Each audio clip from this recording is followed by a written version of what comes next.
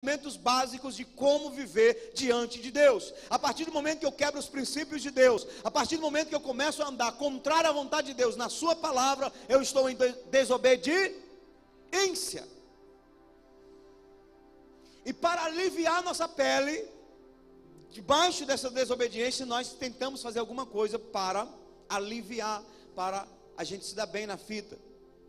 E Deus ainda quer a nossa obediência. A nossa obediência. Eu quero dizer para os irmãos que o dízimo que nós devolvemos na igreja não é nosso, é de Deus. Devolver é uma obrigação. Amém, irmãos? A oferta é conclamada em toda a Bíblia. E o próprio Deus fala ao nosso coração a respeito de ofertas que Ele quer que a gente dá. Quem já sentiu isso? Eu sinto isso direto. Às vezes quando eu quero me proteger, eu não ando com certas notas na carteira. Porque às vezes eu estou lá, tem nota de 20, de 50, de 100, e de 5 e de 10. Aí a carne diz logo, a de 10.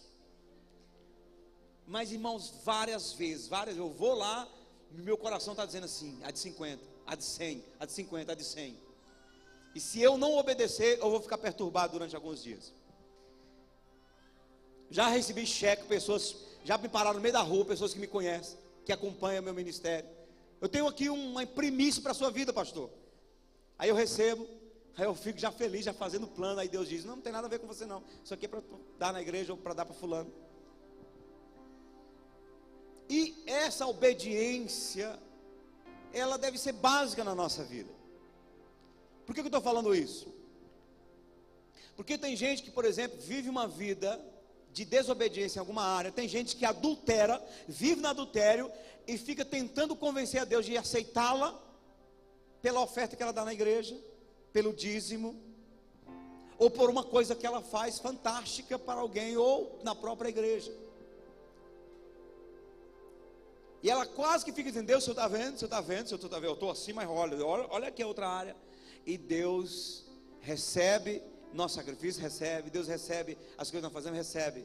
Mas Deus não vai desconsiderar a falta de obediência nossa. Porque deixa eu dizer uma coisa para você. Como a salvação é pela graça, quem crê nisso? Salvação é pela graça, não pelas obras. Obras tem que acompanhar aquele que é salvo de verdade. Deixa eu dizer uma coisa para você.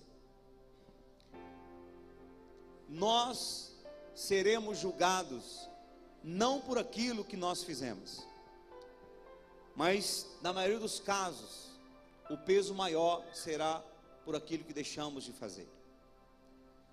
Quando Jesus diz que vai liberar para algumas pessoas essa palavra, não vos conheci, apartai-vos de mim, vós que praticais iniquidade.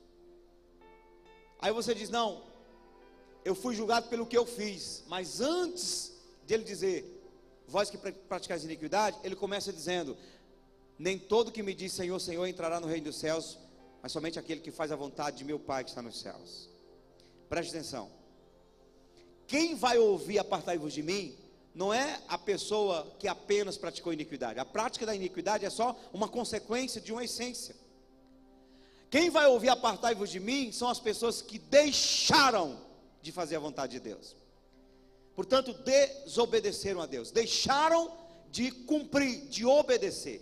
A minha falta de obediência é quem vai me levar a ouvir o quê? Aparte-se de mim, você que pratica iniquidade. Porque quando eu deixo de obedecer a Deus, eu deixo de cumprir a vontade de Deus, a minha natureza começa a reinar. Porque viver a vontade de Deus, obedecer a Deus, é estar 24 horas por dia pronto a tomar a sua cruz. E eu preguei quinta-feira passada o quê? Livre-se de si mesmo. Que enquanto eu estiver crucificado com Cristo, não fui crucificado, estou crucificado com Cristo, eu estou fazendo a vontade do Pai. Quando eu desço da cruz, eu deixo de fazer a vontade do Pai. E aí o que vai reinar na minha vida? A minha natureza, a minha carne. A minha vida será tomada de iniquidade. Deus fala com Saul por meio do profeta Samuel. Obedeça, ele deixou de obedecer, perdeu o reinado. Samuel falou assim: hoje foi rasgado de você o teu reinado. Deus tirou de você e deu para um que é melhor que tu. Aí você olha para o futuro rei, que seria Davi. Se você der uma analisada, Davi tem mais defeito do que qualidade. Davi não era um homem perfeito. O cara cometeu um adultério, ainda cometeu crime para ficar com a mulher do adultério. Ele fez muita coisa. E Deus falou para Saul: Saul, eu escolhi um melhor que tu. Vê se na Bíblia fala que Saul traiu sua esposa, ou se prostituiu, ou matou injustamente alguém, como fez Davi. Ele não fez isso. E Deus disse: o cara é melhor que tu. Porque apesar do cara ser defeituoso, a vida dele será pautada em cumprir a minha vontade. Quem viu isso em Atos dos Apóstolos? Eu não sei se é Pedro pregando, se é Estevão. Ele fala de Davi, que quando Deus chama Davi, Deus diz: eis aqui um homem que fará toda a minha vontade. Davi, obediência. Saul perde o reinado por ser desobediente. Davi vai até o fim e vence todos os reinos do mundo. Não é porque ele era bom, mas porque ele era obediente. A começar da sua infância, a começar da casa do seu pai. Quando seus irmãos mais velhos estavam na casa do pai, tranquilo lá, Davi estava obedecendo o pai que tinha dito: vai olhar as ovelhas. Quando Samuel foi buscar Davi para ungir na casa de Jessé, onde estavam os outros filhos, irmãos mais velhos de Davi? Aonde? Em casa. Fazendo o quê? Nada. Davi estava onde? Era aquele menino moleque. Tu é um moleque, rapaz. Tu ainda não tem força para trabalhar em grandes coisas. Vai olhar as ovelhas. Fique lá, não volte não. E o processo de seleção para saber quem era o rei, filho de Jessé, foi um processo demorado. Preparou-se um almoço e Samuel falou assim: ninguém come até que eu entenda quem é o ungido. Aí foi chamando de um por um. Chama. Aí o profeta, né, tem aquele momento de estar ligado com Deus para ouvir a voz de Deus. Aí ele diz: esse aqui. Deus fala: não é, passa. Foi uma tarde inteira, irmão, um dia inteiro. Quando terminou, que Samuel ficou confundido. Quando estudamos a teologia, aprendemos que o profeta Samuel foi um dos profetas mais íntegros, mas nesse momento ele perdeu a integridade, porque ele confundiu achando que era, e depois ficou confuso. Ele não teve discernimento para ouvir, né, quem era definitivamente o profeta. Então ele tem que perguntar: tem mais algum filho aqui? Você só tem esses? Será que eu confundi? Será que eu vou ter que passar tudo de novo para saber se Deus vai falar alguma coisa? Aí o Jessé falou: mas tem um, mas não sei se eu creio que é ele não. Está lá olhando as ovelhas. Manda chamar o menino, nós só vamos comer quando o menino chegar. Então começa pela infância. Davi lá cuidando das ovelhas do pai e protegendo as ovelhas. Tem uma das vezes, dos momentos que Deus usa um dos profetas para falar com Davi. Sabe o que ele fala com Davi? Eu te tirei de detrás das malhadas e te coloquei para pastorear o meu povo Israel. Quem quer ser levantado para coisas grandes aqui diz amém. Então seja fiel e obediente lá nas malhadas, lá no cuidado das tuas ovelhinhas, no cuidado da tua esposinha, dos teus filhinhos. Faça direitinho, obedeça a Deus, lá no teu ambiente de trabalho, aonde você está hoje, vivendo o que você está vivendo hoje, seja obediente lá. E Jesus disse: quem é fiel no pouco, no muito será colocado. Amém? Quem quer prosperar muito aí diz amém. Então, meu irmão, se você hoje é alguém que vive com salário mínimo, ou menos salário mínimo, se você for fiel a Deus, devolvendo o que é de Deus no seu salário, você pode ter certeza, mais cedo ou mais tarde, Deus vai fazer assim, ó. Deus vai te soprar. Agora tem gente que diz: não, quando eu estiver ganhando tanto, aí eu vou ser fiel. Meu irmão, se o teu coração está preso no pouco, imagine no muito. Imagine no muito. Então seja obediente hoje. Quando nós falamos do pecado que entrou na humanidade, a gente sempre foca a questão de ter se alimentado do fruto do conhecimento do bem e do mal. Mas preste atenção, o pecado na verdade não foi apenas comer do fruto do conhecimento do bem e do mal. O pecado foi o pecado de desobediência. desobediência. Deus falou assim: não pode comer do fruto. Está em Gênesis 2:15 a 17. E tomou o Senhor Deus o homem e o pôs no jardim do Éden para o lavrar e o guardar. E ordenou o Senhor Deus ao homem, dizendo: de toda árvore do jardim comerás livremente, mas da árvore do conhecimento do bem e do mal, dela não comerás, porque no dia em que dela comeres, certamente morrerás. Se comer, vai morrer. Não coma. Foi sob pena de morte que essa palavra foi liberada. Então, quando Adão e Eva pecam e Deus vem chamar Adão e vem estar com Adão, o Senhor vai questionar: o que você fez? Comeu? Ah, a mulher me deu. Ei, mulher, tu fez isso por quê? Desobedeceu? Não, foi a serpente. Oh, serpente. Então foi para Deus, foi algo muito grande. Deus considerou, ele foi detalhando, ele foi resolvendo o problema, porque foi um pecado de desobediência. Foram contra a ordem divina. E todas as vezes que nós formos contra a ordem divina, nós vamos experimentar a morte na nossa frente. A desobediência traz a morte, traz prejuízo, traz consequência.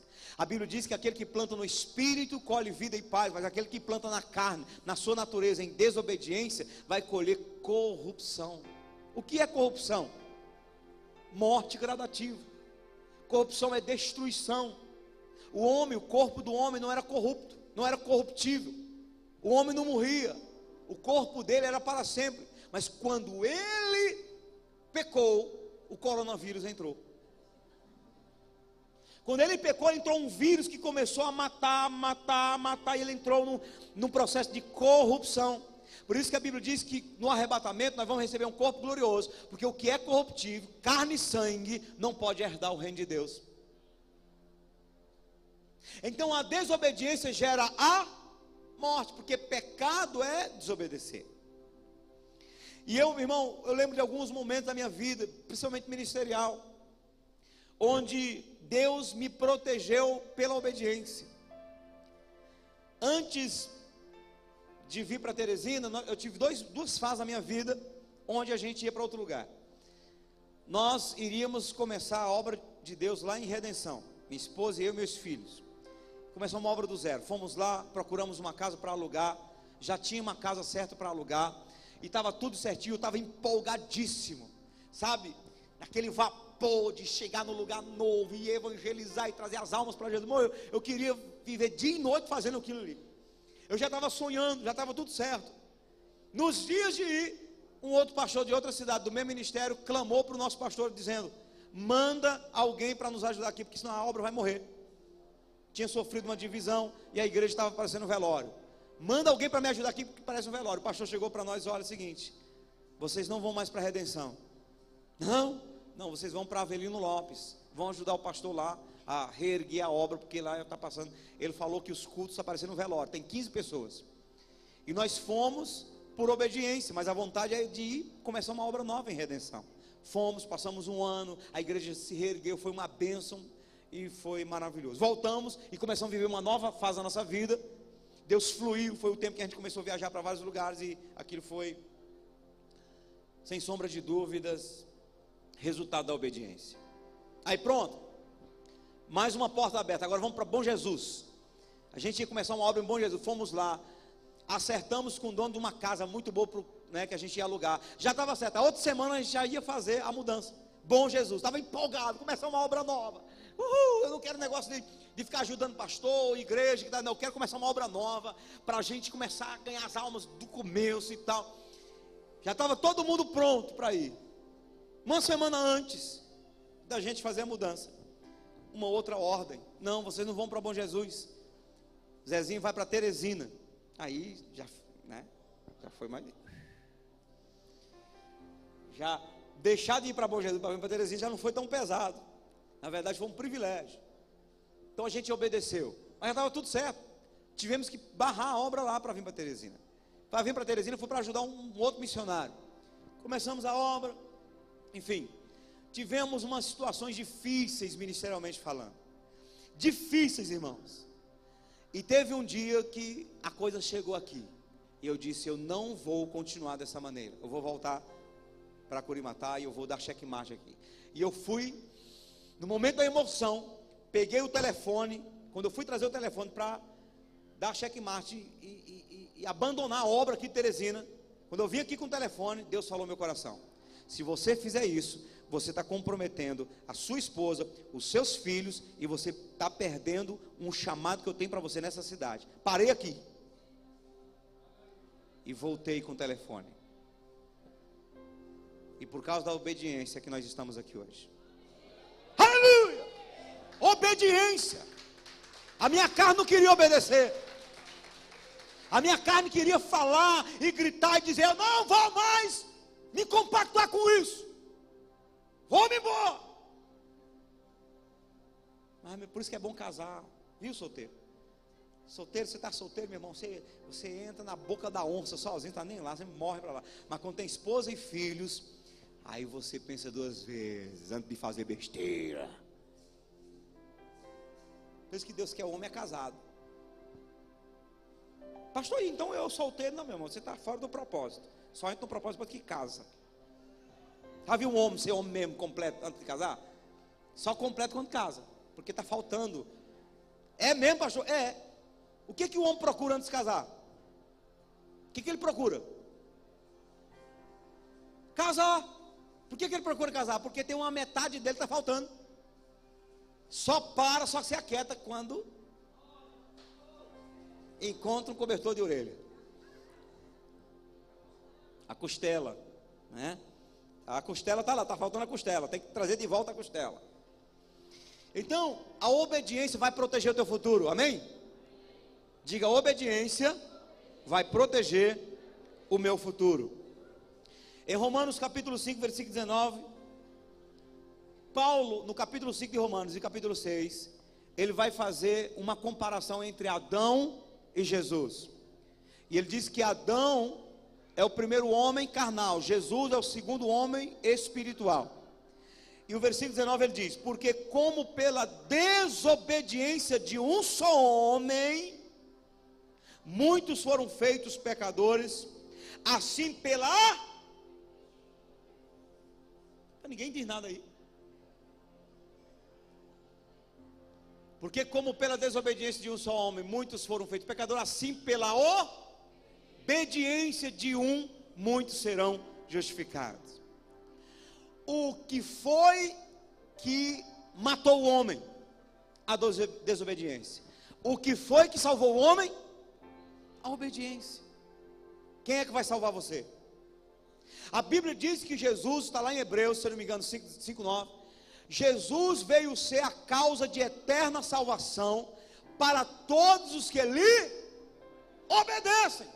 Não, porque pela graça sois salvos. Então, de uma vez que salvo para sempre, eu me converti. E aí, se eu voltar a viver uma vida da várzea, aí não importa que um dia eu nasci de novo, vou para o céu. Não. Jesus é salvador dos obedientes. Ele não é salvador de desobedientes. Quem confirma isso, irmão? Não se iluda. O evangelho é leve, é de graça para você, mas foi um alto preço para Jesus. Para receber a salvação é de graça, para se manter salvo há um preço de cruz, obediência. Então preste atenção, porque o apóstolo Paulo descreve um pouco dessa obediência de Jesus em Filipenses 2:8. Filipenses 2:8. E achado na forma de homem, humilhou-se a si mesmo, sendo obediente.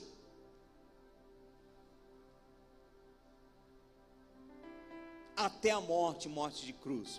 Pelo que também Deus o exaltou soberanamente e lhe deu o nome que está acima de todo nome, para que ao nome de Jesus se dobre todo o joelho dos que estão nos céus e na terra e debaixo da terra, e toda língua confesse que Jesus Cristo é o Senhor, para a glória de Deus Pai. De sorte que, meus amados, assim como sempre obedecestes, não só na minha presença, mas muito mais agora na minha ausência, assim também operai a vossa salvação com temor e tremor. Ele fala da obediência de Jesus, por meio da qual Deus o levantou, o exaltou, lhe deu um nome poderoso. Em seguida ele diz: vocês que são obedientes, na minha ausência, continue operando a vossa salvação. O que é operar a salvação? Na tradução atualizada, se eu não me engano, quem tiver aí pode mudar para atualizada, esse último versículo 12, vai falar que essa operação da salvação é desenvolver. Desenvolvei a vossa salvação. O que é desenvolver a salvação? Se você já é salvo. Nós fomos salvos, presta atenção, nós fomos salvos, estamos sendo salvos e seremos salvos. Somos salvos porque nascemos de novo, o Espírito está pronto, amém? Mas a carne é fraca. Estamos sendo salvos como? A nossa alma está se desenvolvendo, aprendendo a ter o caráter de Cristo. Seremos salvos quando o nosso corpo for transformado num corpo glorioso. Qual o momento que estamos vivendo? Estamos sendo salvos. Por isso que a Bíblia diz: desenvolver, operar a vossa salvação. Como é que eu opero a minha salvação? Que eu desenvolvo a minha salvação? Obedecendo.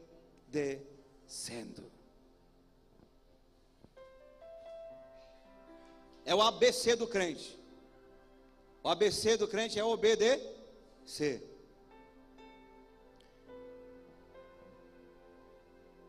Deus abençoa, exalta e prospera a todos os que são radicalmente obedientes. No capítulo 18, versículo 19, tomara que eu não esteja errando, é de Atos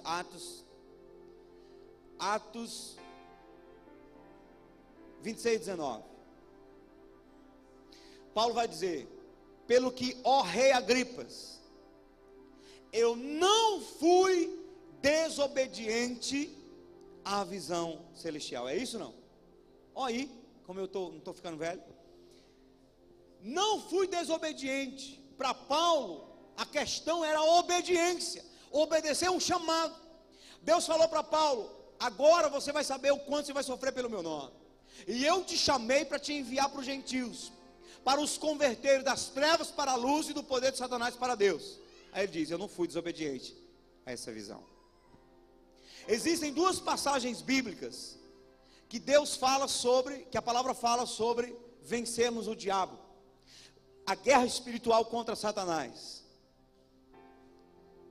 Porque todo crente precisa ter essa consciência, que temos uma guerra diária contra o diabo. O diabo que vem para matar, roubar e destruir, ele toma você como alvo do propósito dele. Sabia que você é alvo do plano do diabo? Você é alvo. Ele está querendo cirandar na tua vida. E a Bíblia fala que nós devemos vencer o diabo. Mas antes da Bíblia deixar claro que devemos vencer o diabo, que podemos vencer o diabo, vai dizer que antes devemos obedecer a Deus. Vá lá para Tiago.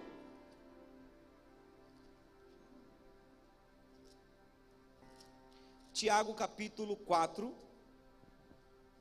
versículo 7. Sujeitai-vos, pois, a Deus. Tiago 4, 7. Sujeitar-se a Deus é o que? É obedecer. É considerar a ordem dele. O que Jesus fala em Lucas 6,46? Por que dizeis, me chamais Senhor, Senhor, e não fazem que vos mando? Aqui, irmão, é o seguinte: duas coisas têm que acontecer aqui hoje, no seu coração. Primeiro, você precisa sair daqui com vontade de obedecer a Deus, de cumprir a vontade de Deus. Segundo, você precisa sair daqui curioso em saber toda a vontade de Deus. Qual é a vontade de Deus para a minha vida? Você não deve ser um cristão, por exemplo, aéreo. Eu estou indo para a igreja, é bom, o pastor prega, os pastores pregam, louvor maravilhoso. É bom, maravilhoso, o nome da igreja é Avivamento Cristão. E aí? Você precisa ser um cristão curioso. O que Deus fala sobre... Você é casado? Quem é casado aí? O que Deus fala sobre casamento? Deixa eu pesquisar na Bíblia. Deixa eu saber o que a Bíblia me manda como marido, como esposa. Aí você vai descobrir na Bíblia qual é a vontade de Deus e você tem a oportunidade de obedecer. O que Deus fala em relação ao evangelismo? O que Deus fala em relação a adultério? O que Deus fala em relação a ser generoso, a dízimo e oferta? Tem gente que fica só pela cabeça dos outros. Não, falam por aí. Pesquisa o que a Bíblia diz a respeito de tudo. Saiba qual é a vontade de Deus para a sua vida. A Bíblia diz que a vontade de Deus é a vossa santificação. O que é santificação? Pesquise. É isso que deve nutrir a tua leitura bíblica. Porque tem gente que tem 20 anos na igreja e não sabe explicar nada da Bíblia. Por quê? Porque vive pela cabeça dos outros. Qual é a vontade de Deus? Sujeitai-vos, pois, a Deus em quê?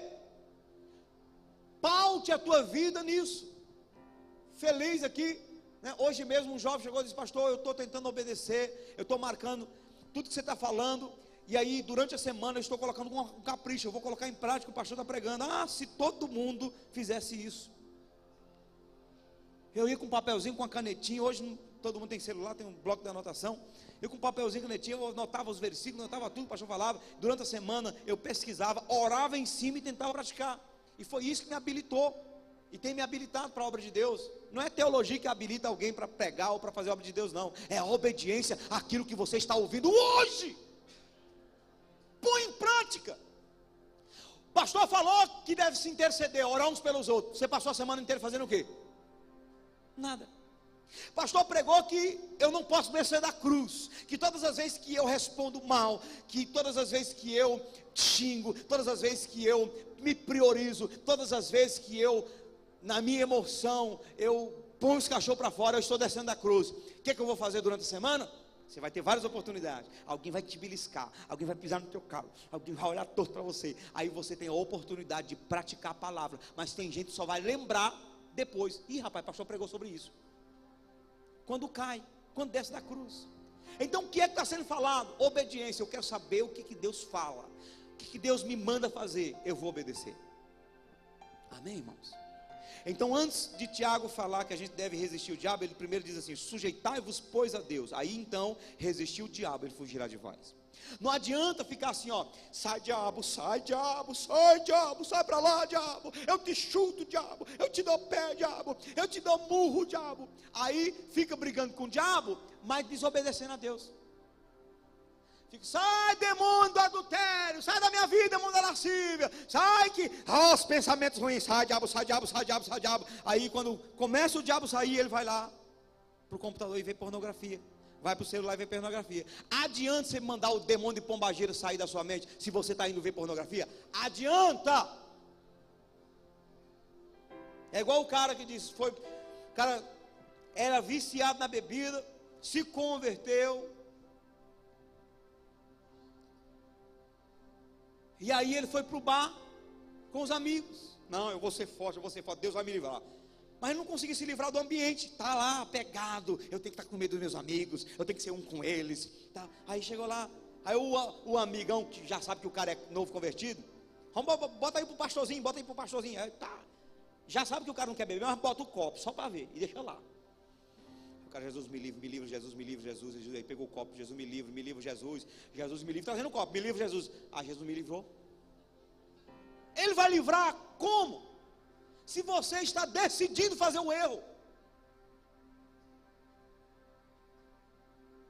Então tem gente que obedece até certo ponto, igual o cara que se converteu. O cara era um brutamonte, brigão mesmo, sabe? Lá na favela, se converteu, e no dia da pregação mesmo, da conversão dele, o pastor está dizendo: irmão, se alguém bater na tua face, dê também a outra. E o pastor ensinou, ele pegou aí. Rapaz, quando chegou lá no bairro dele, a primeira briga, ele tomou uma confusão lá. Aí os caras veio para cima dele, porque ele é um cara de confusão. Aí o cara desceu o murro na cara dele. Aí ele pegou e deu a outra cara. Aí o cara achou pá na outra cara. Ele disse: rapaz, o pastor disse o seguinte: dá a outra cara. Daí para frente não disse mais nada. Aí foi para cima, bateu o outro. Então obedecer, amém, irmão? Entenda o que a Bíblia diz. Não adianta você lutar contra o diabo se você está alimentando o que o diabo quer na sua vida. E nós vamos para Pedro. Pedro vai falar basicamente a mesma coisa. Pedro capítulo 5, versículo 1 Pedro 5, versículo 6. Humilhai-vos, pois, debaixo da potente mão de Deus, para que a seu tempo ele vos exalte, lançando sobre ele toda a vossa ansiedade, Porque Ele tem cuidado de vós. Depois que Ele manda você se humilhar diante de Deus, obedecer a Deus, é que então Ele vai dizer: sede sóbrios, vigiai, porque o diabo, vosso adversário, anda em derredor, bramando como leão, buscando quem possa tragar. Então, antes de você ir para a guerra contra o diabo, certifique-se de que você vive em